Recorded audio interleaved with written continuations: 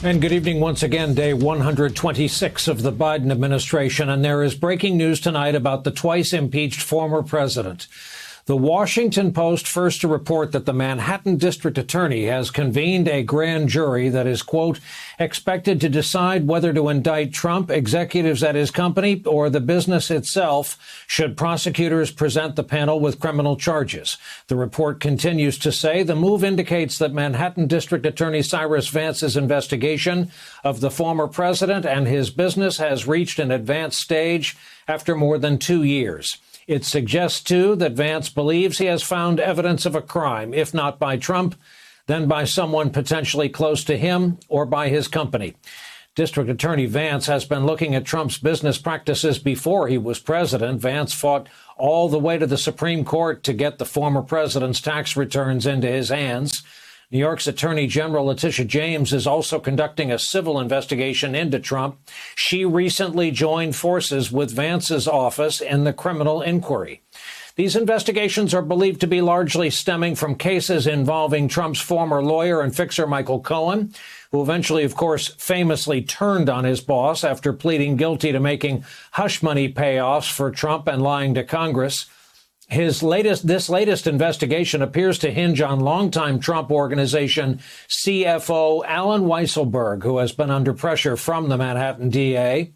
One of the Post reporters who broke tonight's story described Weisselberg's importance to this case. He's almost the human equivalent of Trump's taxes. He's the guy through which almost all of Trump's financial transactions, big and small, have passed through for 30 years. So he would be a valuable asset if he thought there was financial crime. To no one's surprise, Trump tonight responded to the Washington Post story with a lengthy statement calling the DA's investigation, and we quote here, a continuation of the greatest witch hunt in American history, purely political and an affront to the almost 75 million voters who supported me in the presidential election. That echoes defiant comments he made late last year about being a target of law enforcement. These same people that failed to get me in Washington have sent every piece of information to New York so that they can try to get me there. It's all been gone over and over again. For $48 million, you go through tax returns, you go through everything. They want to take not me, but us down.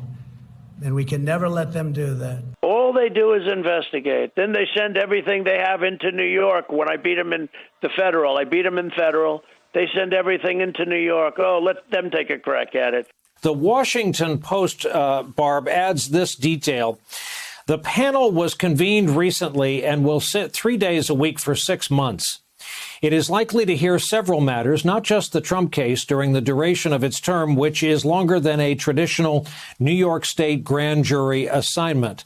So, Barb, what can we glean about this investigation? Well, I think it is a significant step in the investigation of the Trump Organization. We've known for a while now that Cy Vance, the Manhattan District Attorney, has had his hands on documents and has been reviewing those documents. If there was no there, he would stop. The fact that he has now convened a grand jury to present these documents to those members of the grand jury, to call witnesses before the grand jury, especially at this rigorous pace, suggests to me that he believes he has found some predication to present a case to the grand jury. So I think it means the case is making progress and that there is a strong likelihood that it will result in charges. What would a good lawyer, Barb, be advising Donald Trump right about now?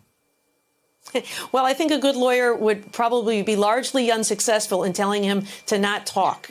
Talking about things is usually the death knell because it locks you into stories. But as we've seen before, and as you previewed there, President Trump has one playbook. It is always to go on the offensive and to talk about things that undermines the credibility of the people who are investigating him. You know, here he said that it's been looked at over and over. Well, these tax records have never been looked at, and that's because he fought like hell to stop them from being turned over. Now that Cy Vance has them, he is going to present them to a grand jury, and we'll see where that takes us. Ashley Parker, you know the Trump playbook better than most. It certainly wasn't your typical presidency. It certainly isn't your typical post-presidency. But tell me, how might this legal challenge differ from those in the past that he has successfully fouled off?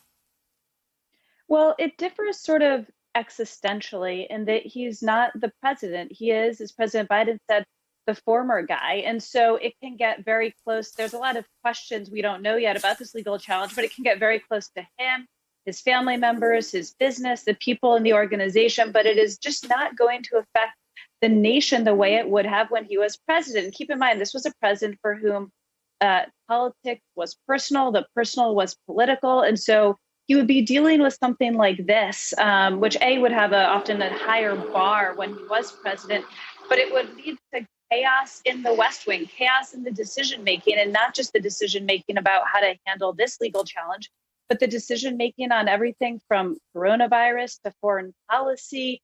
And it could lead him to make rash decisions, tweets. And now, he's weighing in, but it just does not have the weight of the office of the president because he's not the president anymore. And AB, wouldn't savvy Republicans see genuine legal trouble for ex-President Donald Trump as an off-ramp to freedom for them? Right, Brian. I do think there are a bunch of them, particularly who are running for president in 2024 or hope to, who definitely have been hoping for a long time that President Trump will be indicted and no longer be a problem. I'm sure that Senate Minority Leader Mitch McConnell shares that view. But the MAGA-verse, where Donald Trump is still president and raising hundreds of millions of dollars off of his persecution complex, it is a place where people have to rise up to his defense and call this a witch hunt. He will be keeping up a huge narrative all throughout. He is holding rallies soon, and he will put pressure through the fervent support of his base and all of those small dollar donations and all of his rhetoric about people persecuting him from the Democrats to the media to the judiciary to law enforcement. He will be keeping it up. And that puts pressure on the average Republican who either serves in a red district, a Trump district, or is a senator looking in cycle for his endorsement. And that really means that you're going to hear a lot of the same kind of comments they make about the big lie. Things like, well, I'm not saying the judges were wrong about saying there wasn't fraud, but there are just a lot of questions.